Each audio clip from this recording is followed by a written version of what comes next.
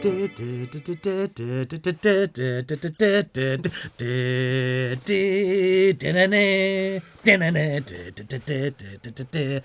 welcome to that Pedal Show VCQ. Dan here. Mick here, and I literally have no idea what you're doing. Dude, Game of Thrones tonight. I've been so excited. It's last season, and we've been following this for 10 years. So 6 episodes left. It comes back tonight. Very excited. Nice. And also, my wife dared me to wear this.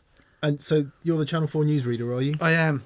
I'm. There's a wolf on it. It's supposed to be something to do with the Starks, but I think I'm the guy at the back of the shot that gets eaten by one of the White Walkers, like in the first 5 minutes. So that's okay. That's okay. Okay, so to all Game of Thrones fans, enjoy this evening. I'd like to give out a shout out to Tiger Woods. Oh yeah. Who won the? I'm not a golf fan at all. I'm totally with Oscar Wilde on golf, but you know the quote: No. "A good walk spoiled." But Tiger Woods, what an achievement! Yeah, incredible. It just shows that if you're fabulously wealthy, take 10 years. All the drugs and alcohol and bad behaviour is absolutely rewarded in the end. He may as well be a rock star. Don't you think? Because, you know, he was so down on his luck. Only Nike and Electronic Arts were supporting him all the way through it. Right. You know, it was tough. Yeah. It was tough. No, seriously though, what an achievement. Incredible. What an unbelievable achievement. And hopefully it will inspire lots of young people to work hard and do good things, but don't take drugs or get drunk all the time. Yeah. Incredible. Right, on to this week's show. Right. Which was about... what was it about? Oh yeah, your first pedal board. First pedal board. We had a lot of lovely comments about this video. Thank you very much for all your comments. Yeah. As always, we really appreciate them. A couple of moaners, but in general it was, oh wow, there's always something to learn here, even for seasoned pedal board builders. To wit, Adam Demore, Matthew May, Scott W, Joaquin Cortez, Frank McHale, Mason Bunshu. Bunshu? Bunshu, nice. I wonder what that means. Bund, people? Is this Bund? Is that what Bund is? Shoe? Anyway, it doesn't matter. Chris Cassidy, Diego Dantas, White Rhino, Michael Harless, Corey Winters, Brad Owens, J-Sex Sikora. All like the jamming that we did. Jamming? Jamming? Do I have some lowly serf or wench in the kitchens making jam? Delicious! Awesome. I can see how this is going to go. Right. Okay. Yeah, and I've said many times I really don't like jamming. I don't enjoy it. So good at it. But when we do it in context to show the sounds of the pedals, right, I enjoy it. The reason I don't enjoy it is because all that comes... I'm not a very creative guitar player, and I only know a few things. And therefore, I tend to sit down, and I prefer not to play than to play in a band situation, which might sound weird, but I sit out a lot, right, and play for effect is kind of always the way I've played the guitar. Right. So jamming to me is like, hey, look at this lick. Sure. And then the other guy goes, yeah, but look at this one. Yeah, but look at this one. And I find it all a bit, especially in my current frame of mind. Okay. All right. Fair enough. But for context, for the sound of the pedals, it was good. It was great. I was smiling when we were playing, and I was smiling when I was mixing it, and I was smiling when we watched it back. Right. That's awesome. Isn't that good? Yeah. It's wonderful. Wonderful. No, I thought, I would agree with the sentiment that we don't do it enough, because I love playing and listening to you play and stuff. So. Well, likewise. Yeah. Dan, But you know. slap me on the back. Ah! Okay, I'll slap you on the back. Ah! Look at this. Look at them endlessly backslapping each other. Okay. Oh, yes. We had an awesome bit of trivia this week. I love this. Pointed out by InFX1 and Hal Cumbria Moreno. Talking about Hal, when I named my pedal board Hal. One thing about Hal, when the letters are moved one forward in the alphabet, it spells IBM. Yeah. Hal, awesome. HIBABLM. Yeah. UK Shred Noodle says, That's awesome. I just did a gig, watching the other guitarist laying out his pedals and me carefully explaining his daisy chain power was causing the problems. I might send him Yes, this. do send him that. That's great. It's so funny with the we've had so many questions about daisy chains, and one will come up shortly. But it's like anything, isn't it? Until you realise, you don't realise. Yeah. And how many years have we all been doing it to suboptimal performance levels? Yeah. It's just not. It's not the best practice. Quite a lot of people in the comments. Now we're not going to answer any of these directly. Just listed their pedals and said, "What power supply should I buy?" Right. Well, there's only one power supply that we recommend, first and foremost. But secondly, I'm going to quote the old Chinese proverb, the old Chinese saying, which is, give a man a fish and he will eat for a day. Teach a man to fish and he will eat for life. Right? Very good. So please, please, please watch the Vic P episode that we did from a couple of years ago. I'm going to throw the letters up on the screen now. Look, watch this. Voltage, He's half an hour added to the edit time. current, polarity, isolation. If you learn all those things, you don't need to ask that question. Yeah. And it's really important to know it. Yeah, it is. Absolutely. Right, Zach and Tosh said, Mick, really intrigued by the Echo Sex Baby. Would you really use a pedal like that in a gig situation without tap tempo? If so, would you choose just a setting and forget it? How would you set it? Great question. Yes, and I'm sure you probably agree when it comes to Echo Sex type pedals. Yep. It's not a rhythmic delay. It's No. it's a It's an echo. It's a texture. It's Yeah. a wash. Yeah, definitely. I use the Space Echo and the Memory Man, and I've only recently started using tap tempo for specific things. yeah. But normally it's just that's the sound of the echo. I mean, it sounds ace. I've never had anyone come up to say sounded really good, but the echo wasn't in time with what's going on. Yeah. Actually, Stephen Wilson is another really good example. Yes. He never uses tap tempo on stuff. Sorry, I say never use. There are specific delays that he will have a specific timing on, but as far as just playing and things, he much prefers just to have like tremolos and anything that's got a timed movement to it. He doesn't want anything to do with the tempo of the song. What would be useful for you, having asked the question, is to think about the way you use delay differently. If you use it for a timed repeat, of course, makes sense to have tap tempo. But if you're using it as a texture, which is what Dan was just talking about, then no, you don't need tap tempo. And actually, I find it sits nicer and more musically underneath. Yeah, great. Right, couple of questions about the Runestone and the virtual battery and the Mission 591 issuette that we had.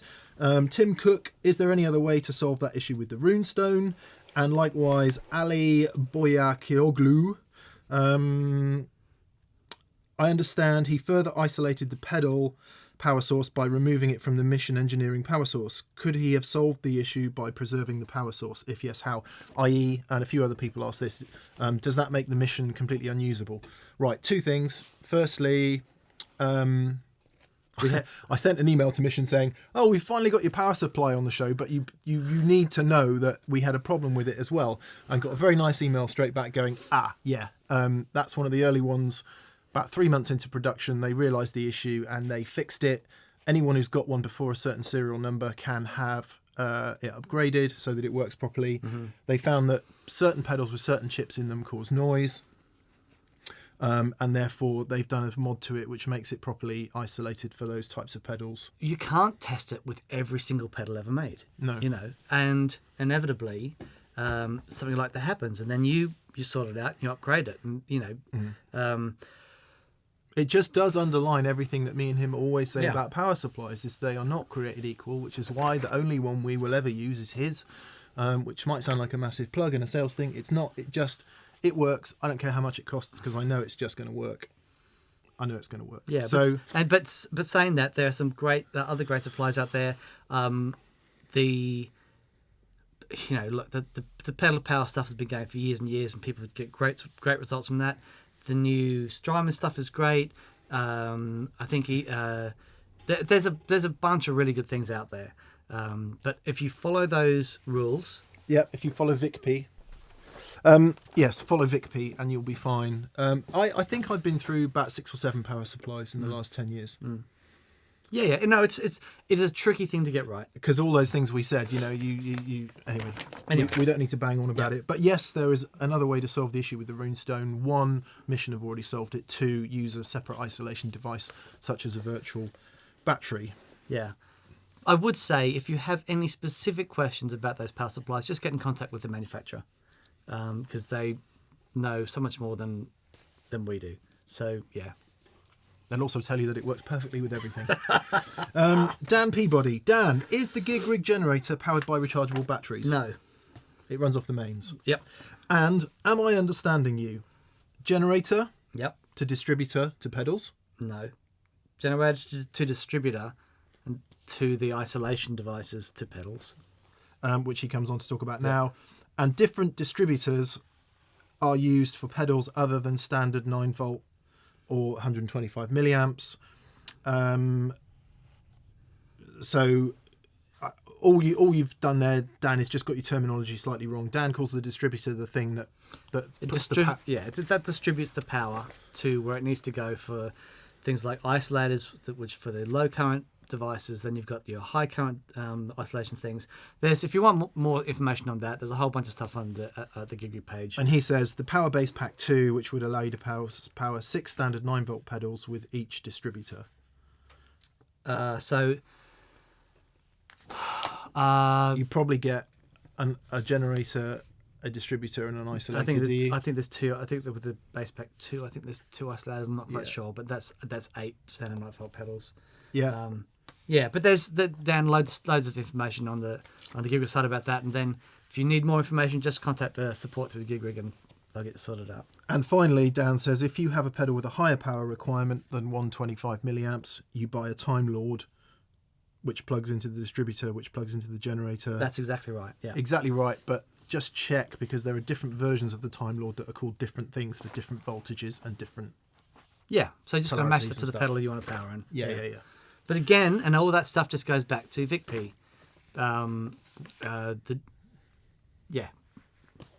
all voltage, current, polarity, isolation. If you know all those 4 things, or at least if you know the first 3 and you make sure of the last, you've got no problems. There you go. Tyler Kennedy, is there any disadvantage to wiring up your board for stereo? If you only end up using 1 amp, are you only getting half the signal? I guess a similar question for wet, dry, wet. If you have your board wired up for stereo, when you plug in so if your board's wired up for mono, the pedals are doing their job and they're affecting the signal, and then it all goes to the output. As soon as you plug the stereo cable in, the pedals that use the stereo configuration, they detect that the cable's been plugged in, and then they will send what needs to be happening for the stereo field to those certain outputs. Chorus is a really easy one to explain. If you only have the mono side of the chorus plugged in, you get the direct sound and the modulated sound all through one output. If you have both the mono and stereo plugged in, then one side is going to be the direct sound only, and the other side is going to be the modulated sound. This is for lots of choruses, obviously not all of them. So then if I have the pedals wired up for stereo and then I go just plug in the left-hand side to the amplifier, I'm either going to get just the modulation or just the direct signal. So yes, if you have everything wired up for stereo and you only use one amplifier, you're only going to tell half the story. So yes. In that case, it can be a good idea. There are some devices out that if you're only using one amp, it'll sum the signal left and right together. Yeah, I'm just trying to think it through. Most pedals, as you say, if you use the mono ins and outs, everything sums to mono. Or just pull the if you only have one amplifier, just pull the stereos out of the pedals and then you'll be fine. But I understand it's not always practical to do that. Yeah. Jimmy Green. Oh, by the way, you were called Tyler Kenny, not Tyler Kennedy. For the last question. Jimmy Green. Dan, will the Time Lord work with any power supply as long as that supply has enough milliamperes out of the isolated output? No, it won't work with any supply. The supply has to be clean and it has to have enough current, but it has to be really clean.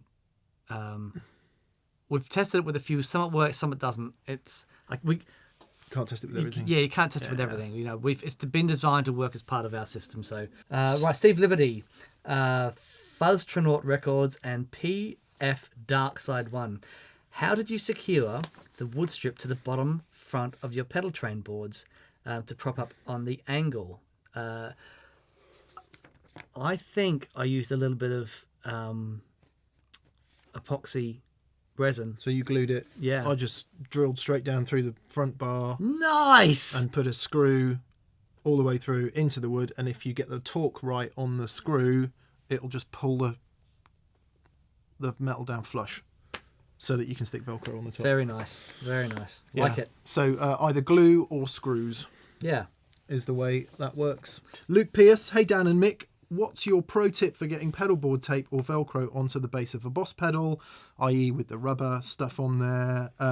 Quite a few people asked this, but we shall let the TPS audience answer because so many people answered this and I didn't know. I didn't know this, and this is brilliant. Just take the bottom of the pedal off, flip it over, and as long as the screws are symmetrically positioned, because there are some where they're not symmetrically positioned, like the top left one is over a little bit out, yeah. Or the top right one, sorry, or whatever, you can just flip it over.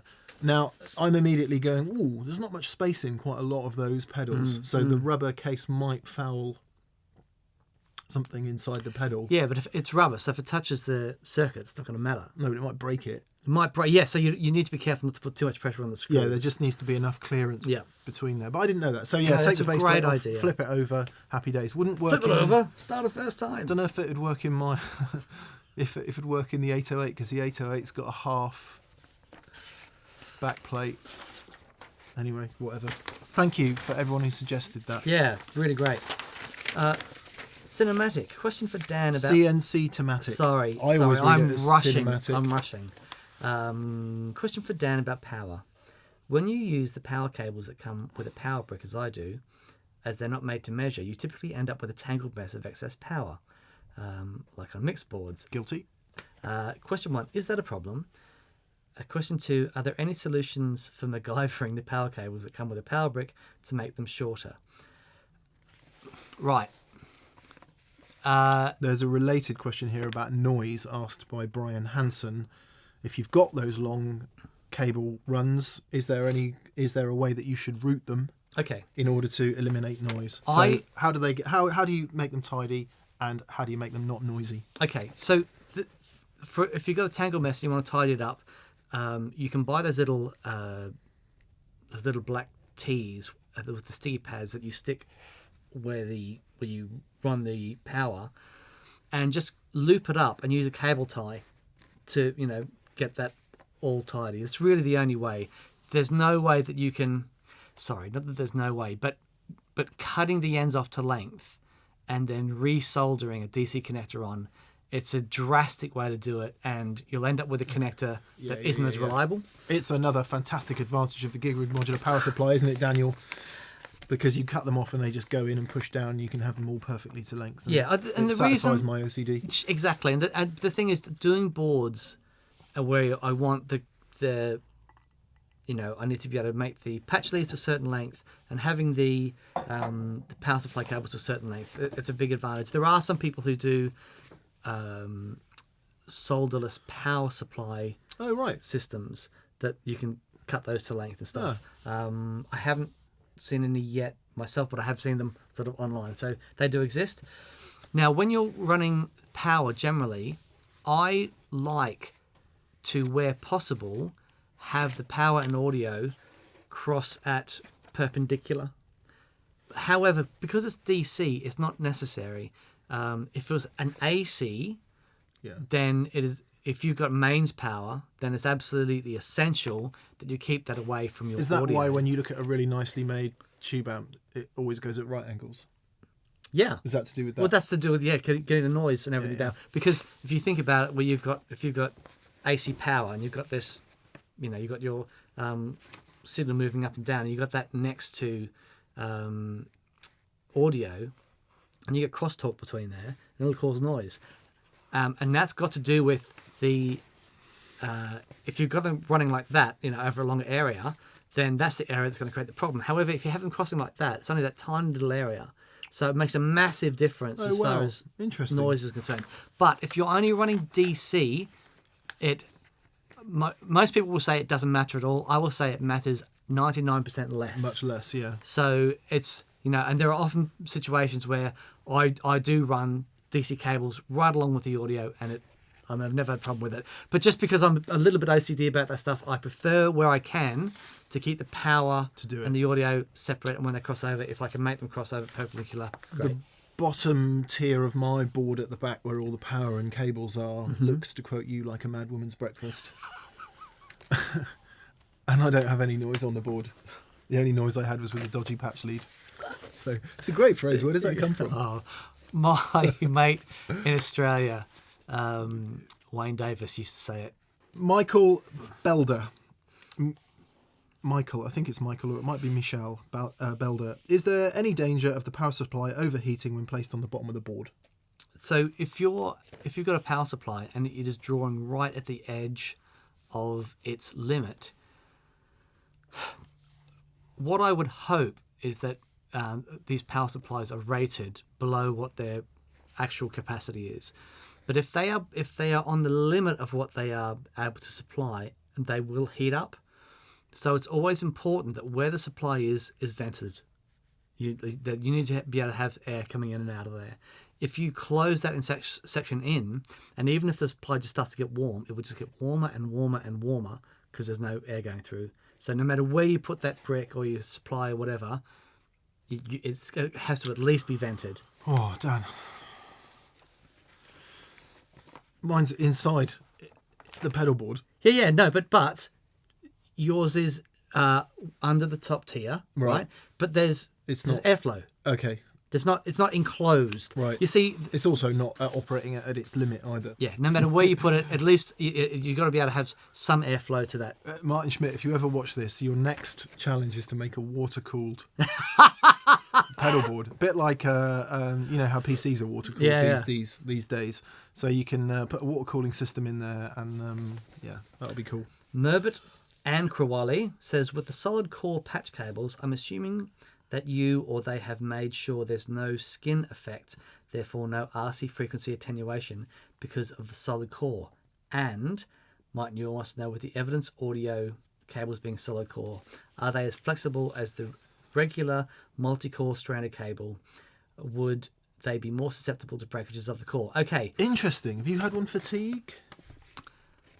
If you're using solid core cables, I haven't had one fatigue. However, I would never use one as a guitar cable. Yeah. A flexible core cable always as a guitar cable. But the patch cables, the way that we do the boards is they don't get moved. Yeah. So, and in that situation, they're perfect. And if you use them 2 or 3 times, I've never had one break, and I've reused them and rerouted them and everything. So the copper seems soft enough, sure, to be able to take bending. What about this issue of RC skin effect frequency? and RC frequency attenuation? So the cables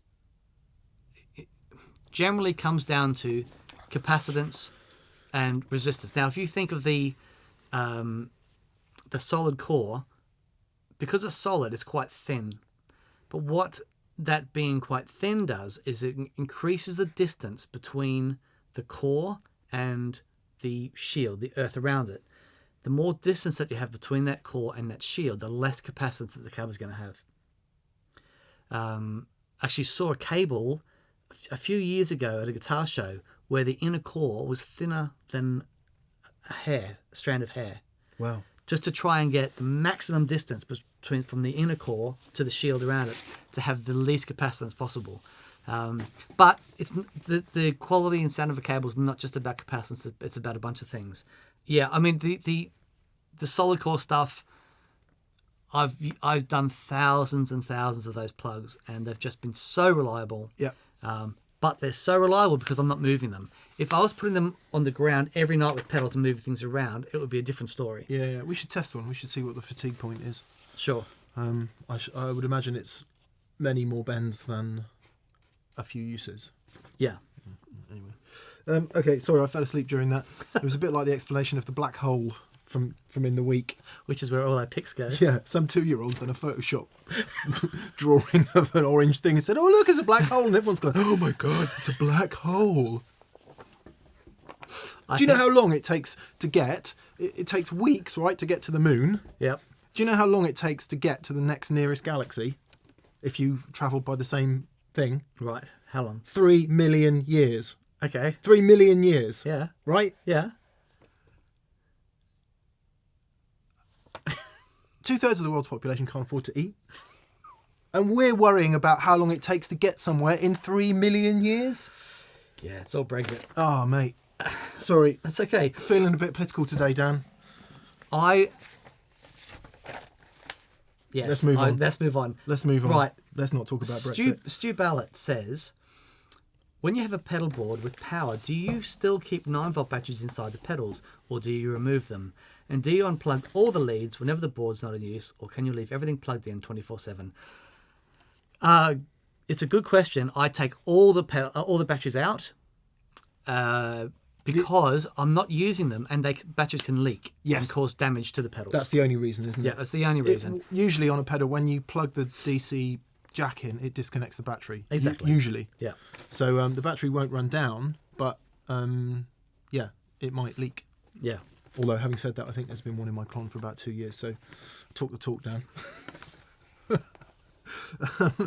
There was a related question to that, I believe. And do you unplug all the leads whenever the board is not in use, or can you leave everything plugged in 24/7? Everything plugged in. Yeah. Everything plugged in. Yeah. If I'm doing a tidy up of the pedal board, I'll get some Electrolube and hit the connectors, make sure everything's still happy. But no, leave everything plugged in 24/7. Yeah, Pete Cornish is a big believer in that, actually. I can't honk Pete because I've never actually met him. I've talked to him on the phone. Yes. He's a big believer in unplugging the jacks, cleaning them, and putting them back in. Definitely. Huge believer in that. That's important. Every now and again. Yep.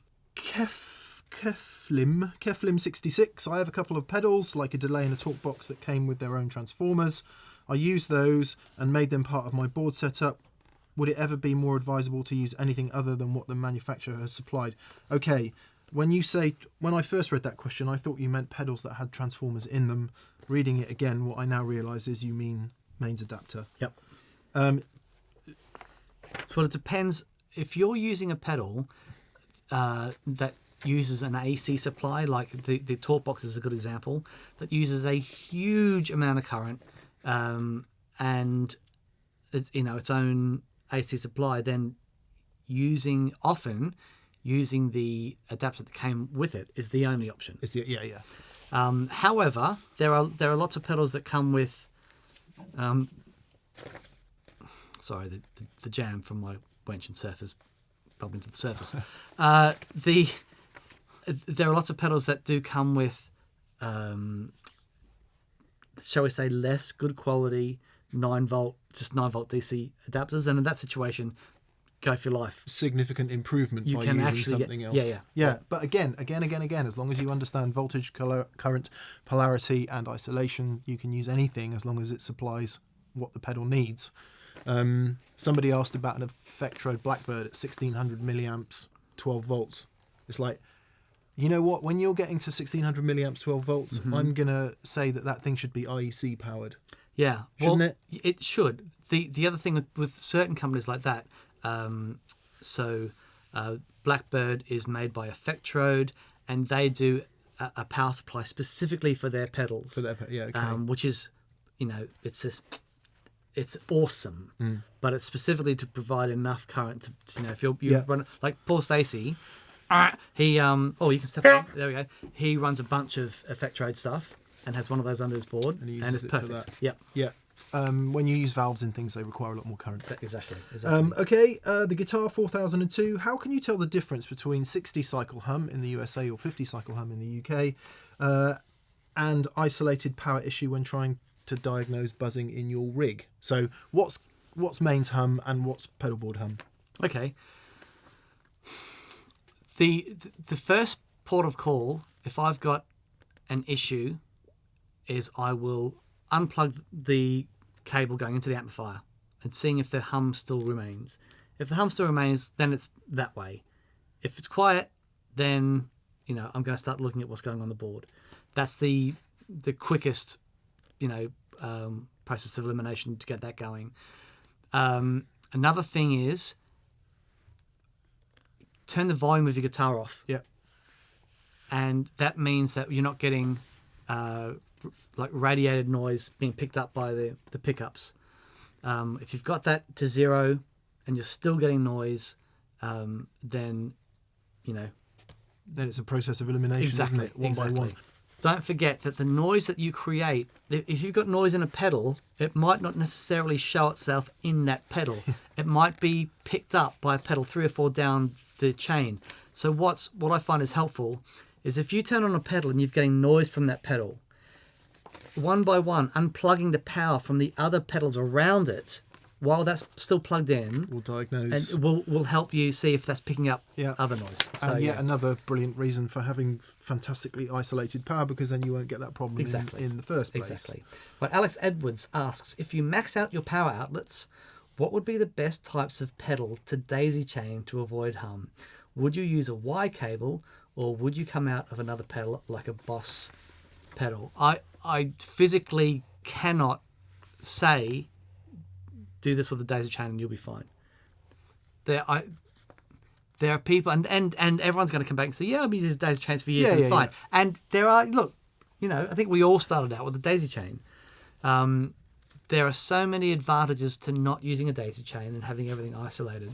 The thing is, you might be in one situation on your daisy chain, everything sounds perfect, brilliant. But you can take that and just change the environment and then you have issues. Yeah. I've been using a daisy chain for years, it's fine. Yeah. Yeah, good. Great. Yeah. But no, I like the daisy chain. Yeah, we wouldn't... You wouldn't recommend it. Yeah. Right. Now then, lots of people, including Digiscream, Nick Wilson, Chris Munday, Randall Davis, and Slovy, among others, are all having a go at me for not having a tuner on my first pedal board. Tuna sounds delicious. I'm going to say two things. If it's your first pedal board, you want sounds. Yeah. You want different sounds. You don't want to worry about tuning. Especially if you're playing on your own, you should be able to tune your guitar. B, get a headstock tuner. If you really can't. Mm-hmm. A pedal tuner is really only something you need once you start playing in a live environment and if you need to tune silently. I'm looking forward to getting the new Peterson tuner, because there is still no tuner made that makes me sound in tune. When I first started using the turbo tuner, back when Tin Spirits was the thing, I bought a turbo tuner for Mark the bass player and Dave the guitar player, so we all had the same tuner. That's a really good point. What a great point, because if you're all using different tuners, you're all not going to be in tune. Yeah, and you'd be surprised the difference it makes. How fascinating. Yeah. Anyway, so yeah, sorry I didn't have a tuner on there. I do have a tuner on my live board, but I hardly ever use it. Right, Darren M01, Michael McGlynn, and Craven Moorhead all noticed Mick's old G4 Power Mac on the floor in the office. Nice. Yeah, I was cleaning out my attic, and I've got various Macs up there, Power Macs, eMac, few old iMacs, and I thought, this is interesting. So here's a piece of technology that when I bought that Mac would have been probably 20 years ago. Wow. I don't know if it was quite that long ago. Anyway, it was a blooming long time ago. And that would have been about 1,500 quid or something back then. Horrific amount of money. Mm-hmm. And there it is, 15 years later, absolutely unusable. Right. I mean, all right, it might run a word processor, or it might, but, connect it to the web, it's going to poo its pants, or it won't run any of the software, or any, it's just, it is totally redundant technology. Mm-hmm. So I thought I would do something ironic with it, chuck the internals away safely in accordance with environmental standards, and use it as a case for something. Right. Maybe a pedal case or something. But I wanted to include this because I want to make a point about expensive gear. Mm-hmm. And the point is this. I've spent more money on Macs that have ended up in skips. That's a great point. In my life. Yeah. Than I have ever spent on things like this. Yep. Or this. Yep. And guess what? In 30 years' time, that's still going to be awesome. Work. Yeah. It'll still be the best sounding amp I've ever owned. Yep. That's a great point. It's like, computers drive me nuts, as do mobile phones, because Great they point. are Well just made. a Lovely. Sir Michael of colossal Great Point. waste of money. However, you would say that I've probably earned more money out of my Macs than I have out of guitar amps ever in my life, because they're a tool. But the obsolescence of it is... yeah. Anyway, that was a long answer to a short question. That's a great. That's really great. I've got an attic full of dead Macs. There are loads of people asking you about the strap pickups and when my board might happen. So strap pickups first. Yeah, I was going to do it this weekend. Ended up having to do some other work. I was going to do it last weekend. Ended up having to do some other work. So Thrust. maybe if I ever get any spare time, I'll do it. Okay. The board video has been shot like 60%. We're going to do some stuff in here, but it is done. It is on the way. It's happening. And very exciting it is too. Now, we had a laugh thanks to Max WH, who says, "Are you guys fans of Led Zeppelin? Because you don't half ramble on." Oh boy. It's a fair comment. And Secondhand Daylight brought the darkness down. So tedious, so boring. They're either smugly patting each other on the back for cliche blues riffs through free, expensive gear, or brown-nosing famous guitarists. But basically, the theme of the vids is how to bore the arse of anyone who doesn't like Eric Claptout or David Spilmore.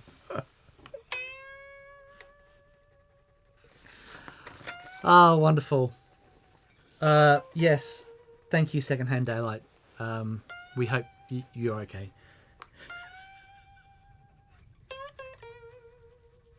Squee-doo-dum-dwee.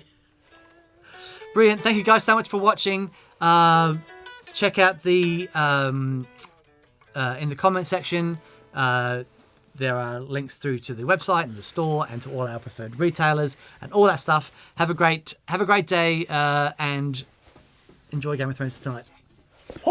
Bye.